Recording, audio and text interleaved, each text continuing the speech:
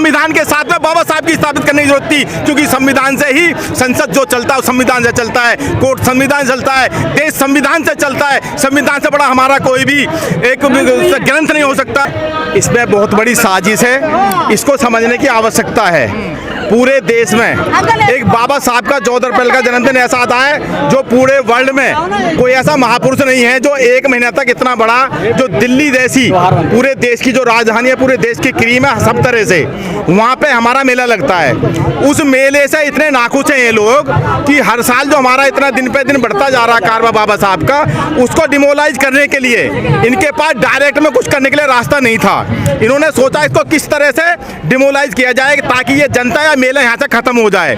पहली बात तो मैं ये बताना चाहता हूँ इस मोदी सरकार को और आरएसएस के संगठनों को, जिनकी भी साजिश है, क्योंकि मोदी की प्लानिंग है, बड़ी साजिश है इसके पीछे, बहुत बड़ी साजिश। ये मैं आपको इसलिए बता रहा हूँ, अभी तक आपने जो पूछा है इसकी जो मेन कड़ी है, किसकी मेन कड़ी है, जो 14 अप्रैल को हमारा वहाँ मेला लगता है उसको वहाँ से खत्म करना, हमारे लोग वहाँ संसद मार्ग पर ना जा पाए, ताकि हमारे लोग भटकते फिरे के अब कहाँ जाएं। तो इन्होंने 3 जून को ही क्यों चुना, क्योंकि 4 जो साजिश समझिए, 4 जून को वोटिंग का कल उसका था खुलने का, वो सब उसमें व्यस्त थे, उन्होंने 3 तारीख को सुना।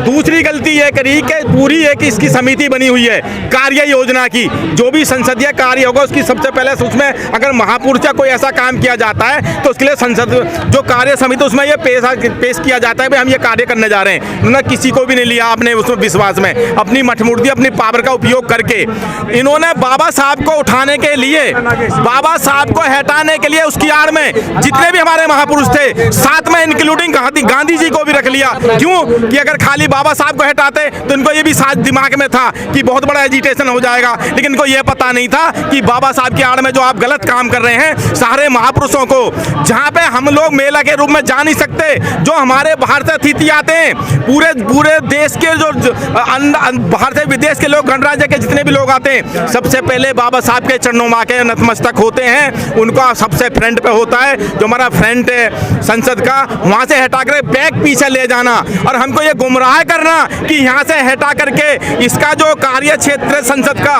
वहाँ जो प्रॉब्लम हो रही है उसको मोटिवेट करने के लिए, उसको सौंदर्यकरण के नाम पे जो बाबा साहब को पिछली सीट लेके गए हैं कि हमने सारे महापुरुषों हटा के उनका स्थान दे दिया है। क्यों दे दिया है भाई, क्यों दे दिया है? लेकिन और जो चपेटे में आए हमारे महापुरुष वो बाबा साहब की वजह से आए। मेन इनका मोटिव था बाबा साहब को वहाँ से दूसरी जगह बैकग्राउंड लेकर स्थापित करना। ऐसा क्यों करेगी? उन्होंने तो बाबा साहब को देखे कितने तीर्थ स्थल बनवाए। देखिए दो चीजें होती हैं, एक देखिए दो चीजें होती हैं। एक कहावत है बुजुर्गों की कि मुंह में राम बगल में छुरी, एक सुनिए ना कहावतों की कि मुंह में राम और बगल में छुरी। वो काम बीजेपी और आरएसएस वाले संगठन कर रहे हैं। ये तो बाहर जाकर के भी कहते हैं कि मैं बुद्ध के देश से आया हूँ, मैं बुद्ध के देश से आया हूँ। क्या यही बुद्ध का देश है जहाँ पे नया संसद भवन बना हो? वहाँ पे बाबा साहब की सबसे पहले उन्होंने वहाँ मूर्ति स्थापित करनी चाहिए थी, लेकिन इन्होंने वहाँ अब आरएसएस बीजेपी ने अपने हिंदुत्व का वहाँ वो गोल बना करके क्या बोलते हैं उसको, सेंगोल स्थापित किया है। सेंगोल की स्थापित की जरूरत नहीं थी, वहाँ बाबा साहब के संविधान के साथ में बाबा साहब की स्थापित करने की जरूरत थी, क्योंकि संविधान से ही संसद जो चलता है संविधान से चलता है, कोर्ट संविधान से चलता है, देश संविधान से चलता है। संविधान से बड़ा हमारा कोई भी एक ग्रंथ नहीं हो सकता, कोई भी इससे बड़ी आइडियोलॉजी नहीं हो सकती। हमारे देश का जो संविधान है, पूरे जितने भी ऑल वर्ल्ड में देश हैं, सबसे फर्स्ट नंबर का सबसे अच्छा बनाने के लिए सिंबल और नॉलेज बाबा साहब को, और लोग भी बाबा साहब की आइडियोलॉजी को, बाबा साहब के संविधान को,